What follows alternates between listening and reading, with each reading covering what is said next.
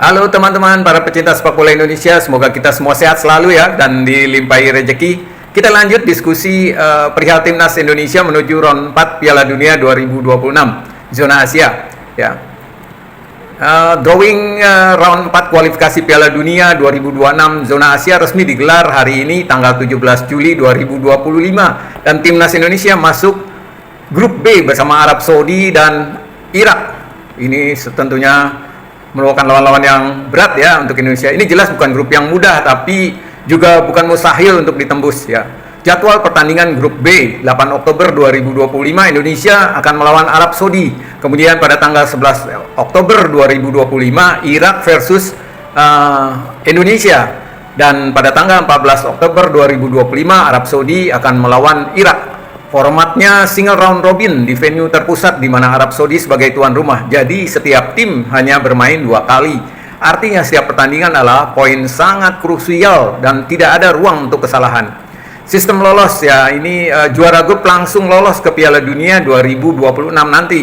Runner up grup akan lanjut ke round 5 untuk playoff antar runner up grup lainnya. Nah, untuk posisi ketiga tentunya langsung gugur. Ini adalah tantangan dan peluang bagi tim nasional Indonesia yang berada di pot 3 jadi statusnya underdog. Tapi Garuda sudah menunjukkan taji di ronde sebelumnya termasuk kemenangan atas Arab Saudi 2-0 di Gelora Bung Karno dengan pelatih Patrick Kluivert dan pemain-pemain diaspora yang makin solid. Peluang tetap ada. Sebaliknya kita bahas dahulu apa saja keunggulan tim nasional Arab Saudi dan Irak satu persatu bila dibandingkan dengan tim nasional Indonesia.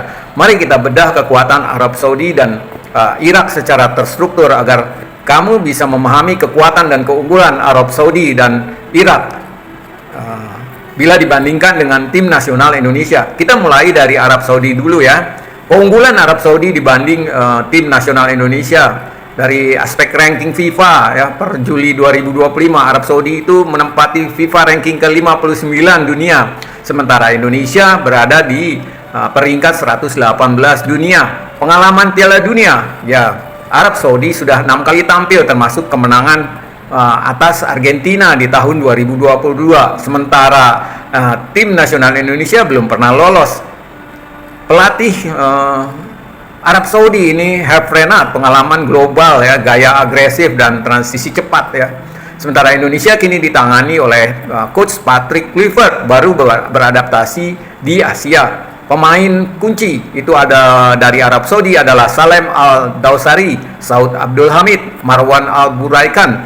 Sementara Indonesia akan mengandalkan Tom Haye, Elkan Bagot yang mungkin akan bergabung dengan tim nasional, kemudian Marcelino Ferdinand. Keuntungan venue tentu merupakan keuntungan Arab Saudi sebagai tuan rumah grup B, adaptasi cuaca dan atmosfer ya. Sementara Indonesia akan menjadi tamu yang harus beradaptasi dengan cepat.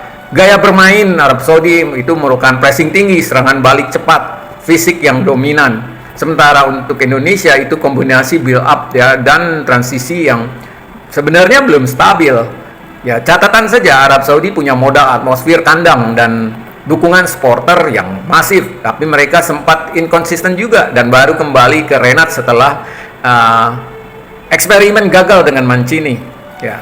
Keunggulan tim nasional Irak dibanding tim nasional Indonesia dari aspek ranking FIFA, ya jelas Irak menempati peringkat 58 dunia, sementara Indonesia kita tahu ada di peringkat 118 dunia. Prestasi regional, Irak ini pernah menjuarai Piala Asia 2007, Arab Cup dan Gulf Cup ya. Sementara Indonesia belum juara regional. Nah, pelatih Irak saat ini itu adalah Graham Arnold, ex coach Australia. Dia mempunyai struktur taktik yang solid. Indonesia kita tahu saat ini ditangani oleh coach Patrick Kluivert. Pemain kunci dari tim Irak adalah Aiman Hussein, Zidane Iqbal, Jiran Iqbal dan Jalal Hazan ya. Sementara di Indonesia itu pemain kuncinya adalah Tom Haye, Ivar Jenner dan Ragnar Ratmangun. Inilah pemain-pemain Indonesia yang akan menjadi andalan. Gaya bermain tim Irak itu transisi cepat, serangan balik tajam dengan mental juara. Sementara tim nasional masih mencari konsistensinya, jadi belum tahu gaya bermain yang pas untuk Indonesia, sering berubah-ubah. Kemudian head to head Indonesia, nah ini menang itu Irak pernah menang di Piala Asia dan kualifikasi World Cup sebelumnya. Sementara Indonesia belum pernah menang atas Irak. Nah, catatan tim nasional Irak itu punya momentum positif yang sejak dilatih oleh Arnold, mantan pelatih Australia, dan dikenal punya struktur tim yang disiplin. Serangan balik mereka sangat berbahaya, terutama lewat Aiman Hussein dan Zidan Iqbal. Strategi apa yang cocok untuk Indonesia untuk menghadapi dua tim Timur Tengah ini di grup B ini? Strategi yang cocok untuk timnas Indonesia menghadapi Arab Saudi dan Irak di grup B harus menggabungkan disiplin taktik, fleksibilitas formasi, dan pemanfaatan momentum psikologis. Berikut analisisnya ya.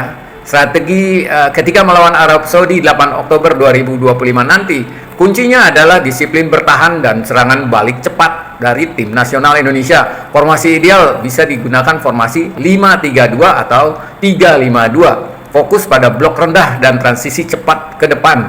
Taktik utama blok rendah untuk meredam pressing tinggi Saudi. Serangan balik cepat lewat Marcelino, Ratner, dan Rafael Struijk. Ya, distribusi langsung dari kiper untuk hindari pressing di arena belakang. Pemain kunci itu dari tim nasional Indonesia yang mungkin akan menjadi bintang yaitu Sandy Walsh dan Calvin Verdon, overlapping dan membuka ruang. Tom Haye dan Ivar Jenner yang akan mengontrol tempo dan distribusi bola. Nah, mentalitas bermain sebagai underdog dengan keberanian. Kemenangan 2-0 di GBK bisa jadi modal psikologis bagi tim nasional Indonesia. Sementara ketika strategi melawan tim nasional Irak pada 11 Oktober 2025 nanti, kuncinya adalah kontrol transisi dan antisipasi serangan balik. Formasi ideal itu 4-2-3-1 atau 4-3-3. Lebih fleksibel untuk mengontrol lini tengah dan menekan balik.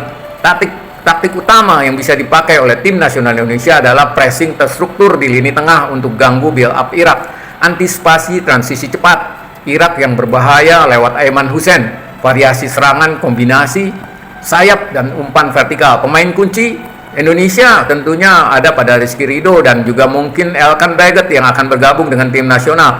Duel udara dan disiplin marking ya dari kedua pemain ini, yaitu Rizky Ridho dan Elkan Baggett.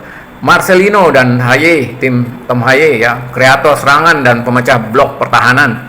Ini tentunya mereka akan menjadi pemain kunci. Mentalitas Irak, jelas Irak itu punya mental juara. Jadi Indonesia harus tampil dengan intensitas tinggi dan tidak memberi ruang.